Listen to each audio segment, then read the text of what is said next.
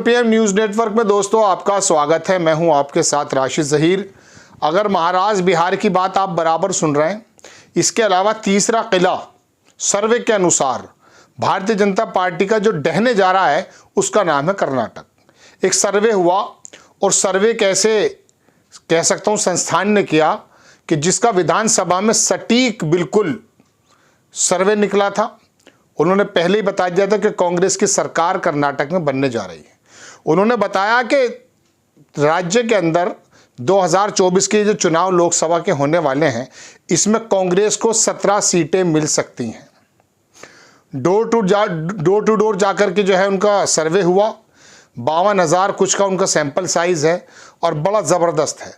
महाराष्ट्र और बिहार यही इतना ज़्यादा डेंट पहुंचाने के लिए काफ़ी था कि अब अगर कर्नाटक में अगर इस तरह की खबरें आती हैं भारतीय जनता पार्टी के लिए तो 370 और 400 तो छोड़ दीजिए, 272 के वांदे पड़ जाएंगे। आप देखें कई सारी खबर उन्होंने छापा है, लेकिन सत्य हिंदी ने इसको लिखा कि चुनाव से पहले का जो सर्वे कर्नाटक में कांग्रेस जीत सकती है 17 सीटें। अखबार लिखता है कि कर्नाटक में लोकसभा चुनाव को लेकर एक चुनाव सर्वे से बीजेपी को झटका लग सकता है। इडिना के चुनाव पूर्व सर्वेक्षण के अनुसार कर्नाटक में लोकसभा चुनाव में कांग्रेस को 28 में से 17 सीटें मिलने की संभावना है। राज्य में बीजेपी के नेतृत्व वाले गठबंधन को 11 सीटें मिल सकती हैं।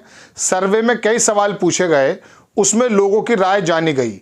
इन सवालों में केंद्र सरकार की योजनाओं से लेकर महंगाई और नौकरी जैसे सवाल भी शामिल हैं। अखबार लिखता है दोस्तों आगे कि कन्नड़ समाचार पोर्टल इडिना ने 15 फरवरी से 15 मार्च के बीच, यानी कि ताज़ा ही है ये, इसकी रिपोर्ट के अनुसार इसने पूरे कर्नाटक में 52,678 लोगों का रैंडम घर घर सर्वेक्षण किया। सर्वेक्षण के अनुसार 7 सीटों पर कांटे की टक्कर है, यानी इन सीटों पर नतीजे कुछ भी हो सकते हैं। बड़ी लंबी खबर है, लेकिन मैं आपको सिर्फ मोटी मोटी बात ये बता रहा हूं कि ईडीना ने 2023 के राज्य विधानसभा चुनाव से पहले इसी तरह का सर्वेक्षण किया था और चुनाव से 3 सप्ताह पहले कांग्रेस की जीत की भविष्यवाणी की थी। जब चुनाव नतीजे आए तो इसकी भविष्यवाणी सटीक साबित हो गई। बहरहाल दोस्तों, ये तो आते रहते हैं। गोदी मीडिया किस प्रकार के सर्वे देता आप जानते हैं, लेकिन अक्ल भी होती है। देखिए, कर्नाटक की जो स्थिति है, बहुत पहले से वहाँ लोकसभा में भारतीय जनता पार्टी को वोट मिलता ही है। लेकिन इस बीच बॉम्बे सरकार जो आई थी और लिंगायत के सबसे बड़े नेता येदियुरप्पा साहब का एक वीडियो भी वायरल हो रहा है, आरोप है सही या गलत हम नहीं जानते। उस बीच वहाँ कर्नाटक के अंदर बेंगलोर, देश के 35% जो स्टार्टअप हैं वो बेंगलोर से शुरू होते हैं। उनको मालूम है कि दरअसल देश किस दिशा में जा रहा है। ये हिंदी पट्टी नहीं है कि आकर के आपने मंदिर और मस्जिद का मसला रखा और किसी भी तरीके के जो है बाहर बहाव बना करके ले गए। वहाँ लोग समझते हैं, एक बात। दूसरी बात यह है, वहाँ जो आदिवासी समाज है, सिद्धारमैया जो थे उन्होंने बहुत काम किया। तीसरी बात, वहाँ के जो DK शिव कुमार हैं वो इतना ज़बरदस्त तरीके से काम कर रहे हैं कि अभी राज्यसभा के जो चुनाव हुए वहाँ भी भारतीय जनता पार्टी के विधायकों को तोड़ने का काम किया था। खैर, इसके अलावा वहाँ जो कांग्रेस के अध्यक्ष हैं वो कर्नाटक से आते हैं।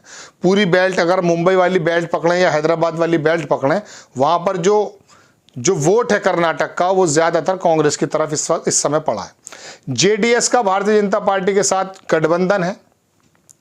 JDS में जितने भी ओल्ड मैसूर वगैरह तमाम वोटें जो है वहाँ पर JDS को मिला करती थी। मुस्लिम समाज की बहुत वोट JDS को मिलती थी। लेकिन जब से भारतीय जनता पार्टी के साथ गए, उनके तमाम बड़े मुस्लिम नेताओं जो थे उन्होंने इकट्ठे होकर के देवगढ़ से मुलाकात की, आला कमान से मुलाकात की। वो तमाम वोट जो है इस बार और शिफ्ट होने वाला है कांग्रेस की तरफ। तो ये सर्वे के बाद छोड़ दीजिए, ये हालांकि बड़ा अच्छा सर्वे है, 2023 में बड़ा सटीक निकला था। लेकिन अगर भारतीय जनता पार्टी को 17 सीटों की जगह 15 सीटों का भी नुकसान होता है, और महाराष्ट्र अगर आप आ जाइए, महाराष्ट्र में 48 में से 42 सीटें इन लोगों ने जीती थी। शिवसेना की अलग हटा दीजिए, अगर इनकी ही सीटें पूरी भी दे दें आप, 20-22 सीटों का नुकसान, तो 15 सीटों का नुकसान ये और 20 सीटों का नुकसान जो है कम से कम महाराष्ट्र में, और 4 सीटें जो तेलंगाना में इन्होंने जीती, जो इस बार एक ही शायद आ पाएगी, 3 का नुकसान वहाँ। और बंगाल में 18 सीटें जो जीत चुके थे, इस बार ये कम से कम 10 सीटें वहाँ हारने जा रहे हैं। ममता बनर्जी ने इस प्रकार की बिसात बिछा रखी है। इसमें कोई दो राय नहीं कि बिहार जो है वो थोड़ा सा इनके हाथ से निकल गया था, लेकिन नीतीश कुमार के आने से थोड़ा सा संभल गया है। हालांकि वहाँ वरना 0 बटे सन्नाटा मिलता नीतीश कुमार के आने से। लेकिन अब 40 में से 39 वाला मामला नहीं है। वहाँ आप ये समझ लीजिए, अगर ये 15-12 सीटें भी अगर हार गए तो 15 सीटें ये हो जाती हैं। तो ये टोटल एक ऐसा बिल्कुल अकल में आने वाली बात है, एक ऐसा जंक लग सकता है कि भारतीय जनता पार्टी 2072 का आंकड़ा नहीं छू पाएगी। कर्नाटक के इस सर्वे ने भारतीय जनता पार्टी की गालिबन नींद ही उड़ा दी होगी, क्योंकि कर्नाटक को तो वो अपना वो पूरा का पूरा समझते गढ़ मानते थे। भाई 28 में से 26 सीटें भारतीय जनता पार्टी को मिली थी। अब मैं आपको एक बात और बता दूं, ये साउथ की जितनी सीटें हैं लगभग इसमें 150 सीटें आती हैं दोस्तों।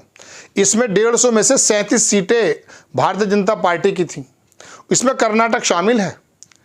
अब अगर ये 150 सीटों में सिर्फ पिछली बार भी इनको सिर्फ 37 ही मिली थी, इसमें तमिलनाडु भी आ जाता, कर्नाटक भी आ जाता, क्या ये सब चीज़ें आ जाती हैं जो भी हमारे साउथ के जितने स्टेट्स हैं। तो वहाँ पर पिछली बार जब पुलवामा भी था और मोदी जी का एक ज़बरदस्त चेहरा भी था और इस प्रकार की एंटी इनकम्बेंसी भी नहीं थी, तब 37 सीटें जीती थी। आज कर्नाटक में अगर 17 निकल जाती हैं, तेलंगाना के अंदर 4 में से 3 निकल जाती हैं, तो हालात क्या होंगे अंदाज़ा कर सकते हैं। और पूरी रीजन की अगर मैं आपसे बात करूं, जो 400 और 370 की बात करते हैं, 400 सीटों पर तो भारतीय जनता पार्टी हकीकत पूछिए मजबूत कैंडिडेट भी नहीं दे पाएगी। ये तो हिंदी सीटों पे वाकई मजबूत है, इसमें कोई दो राय नहीं है।